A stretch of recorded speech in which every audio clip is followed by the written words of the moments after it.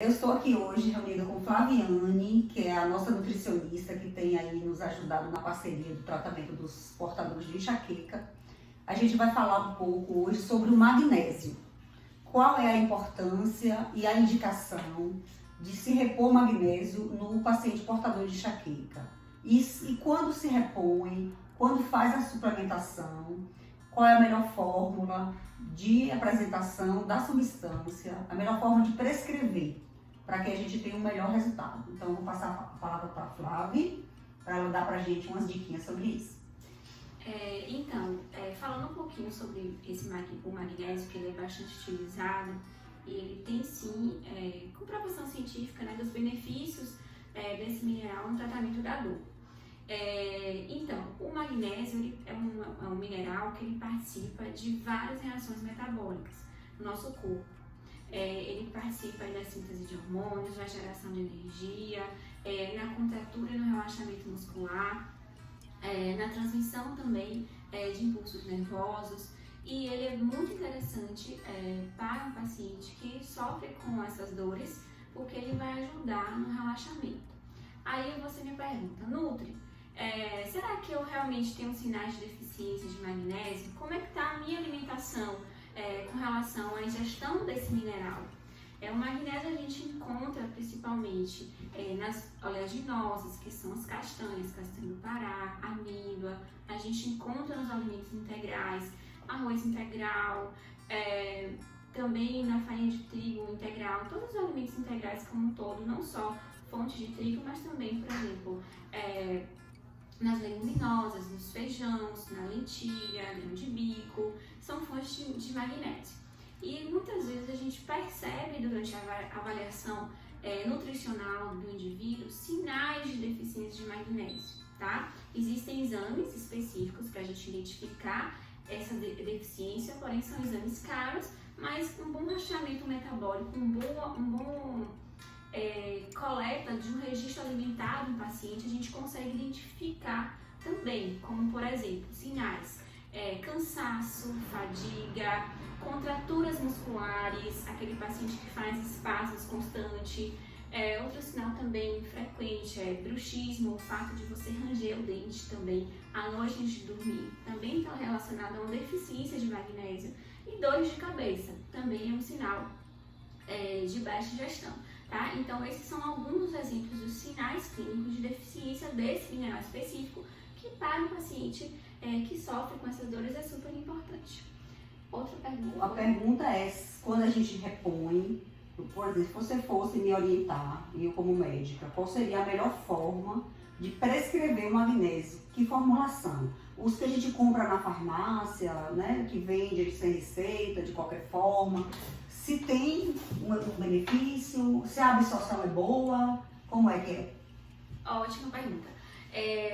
O magnésio, esse mineral, ele pode ser encontrado na natureza e também para prescrição de diversas formas, né? Pode estar na forma mais biodisponível e na forma menos biodisponível. O que é isso, Nutri? Aquele nutriente que eu vou ter uma absorção melhor comparado àquela manipulação feita por um profissional que entenda da suplementação desses minerais, tá?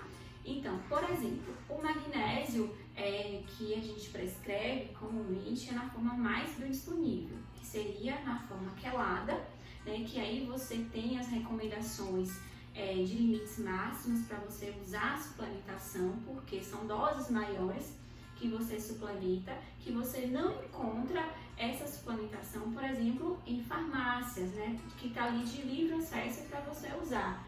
E essas comumente você encontra frequente na forma de menor absorção, por isso que está lá disponível para você usar, né, sem necessariamente a prescrição, necessariamente necessitar de a prescrição de um profissional. Né? E tem aqueles que a gente prescreve que a dose é um pouco a mais para você melhorar os sintomas. Aliado a isso, a gente precisa avaliar realmente com avaliação clínica, avaliação física, nos sinais e sintomas, se aquele paciente tem indicação e corrigir, né, os hábitos alimentares, inserir alimentos fontes, porque a suplementação é usada usada, ela é feita para complementar, para suprir algo que está baixo, né? Não é para substituir, né? Isso. É importante salientar isso, de que comprar uma cápsula, mandar manipular uma cápsula de magnésio ou de qualquer outra substância, não substitui a sua alimentação, né? Que a gente tem que cuidar disso, né? Do alimento mesmo, que em um alimento vai ter outras substâncias, não só o magnésio, como outros eletrólitos, outras vitaminas, que também vão ajudar no nosso equilíbrio, do nosso metabolismo. Então, não basta ir na farmácia e comprar um frasco de cápsulas de vitaminas e tomar por aí dizendo eu estou suplementando. Tem que ser com uma orientação de um profissional, ou do profissional médico, ou do nutricionista, porque a dose também para cada um varia. Às vezes você prescreve uma dose maior para um, uma dose maior para outro. Quando a gente lança a mão do magnésio como medicamento, como tratamento para enxaqueca ou para qualquer outra enfermidade, a gente está lançando mão dele como remédio, né? Assim, mesmo no paciente que às vezes não tem uma deficiência, a gente usa o magnésio como parte do tratamento. Nunca sozinho. O magnésio não é um tratamento que funciona sozinho, especificamente para tratar a enxaqueca. Normalmente a gente usa ele junto com outros remédios. Uma situação que a gente comumente usa ele sozinho é na grávida, né? Assim, ele é uma substância que pode ajudar muito no tratamento da enxaqueca na gravidez, pelo fato da gente ter limites, né, limitações para a escolha de outros medicamentos que comumente a gente prescreve para tratar enxaqueca na mulher não grávida. Na grávida, muitas dessas medicações a gente não pode usar.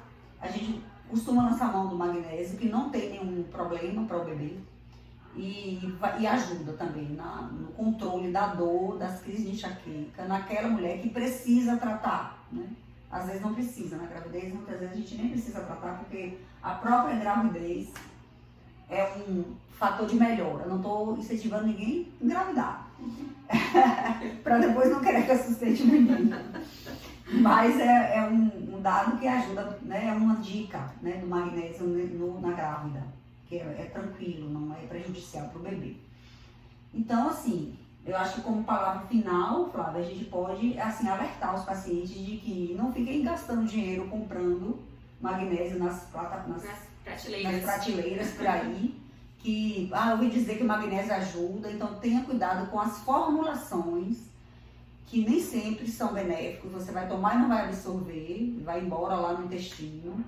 Então, se tiver indicação médica, com orientação do médico e do nutricionista habilitado para prescrever essas formulações, e que são vendidas com receita ou médica ou do nutricionista, e que não são vendidos livremente nas farmácias ou nas prateleiras dos supermercados aí da vida. E lembrar também que a dose do medicamento é individual, né? Existe uma quantidade recomendada da dose de medicamento para cada um, né? E outra coisa também, a suplementação, o mineral, ele nunca vem isolado, né? Nunca vai fazer a suplementação isolada, isso nutricionalmente falando. Os nutrientes, ele atuam em sinergismo, ele precisa um do outro. Por exemplo, para eu ter uma maior efetividade daquele magnésio, eu preciso associar ele com outros nutrientes, como por exemplo, vitamina B6, vitamina B2, que são cofatores que vão ajudar o magnésio a atuar da melhor forma possível. Então é isso. A gente encerra aqui esse papo deixando a mensagem de que o magnésio é útil sim. O que a gente precisa é só ter cuidado de como usar da forma correta e por uma orientação profissional. Então, se você ouviu dizer por aí nas mídias que magnésio é usado para tratar enxaqueca e pode ajudar, isso é verdade. Mas apenas fiquem atentos de que você deve usar se você realmente tiver uma indicação e uma orientação profissional.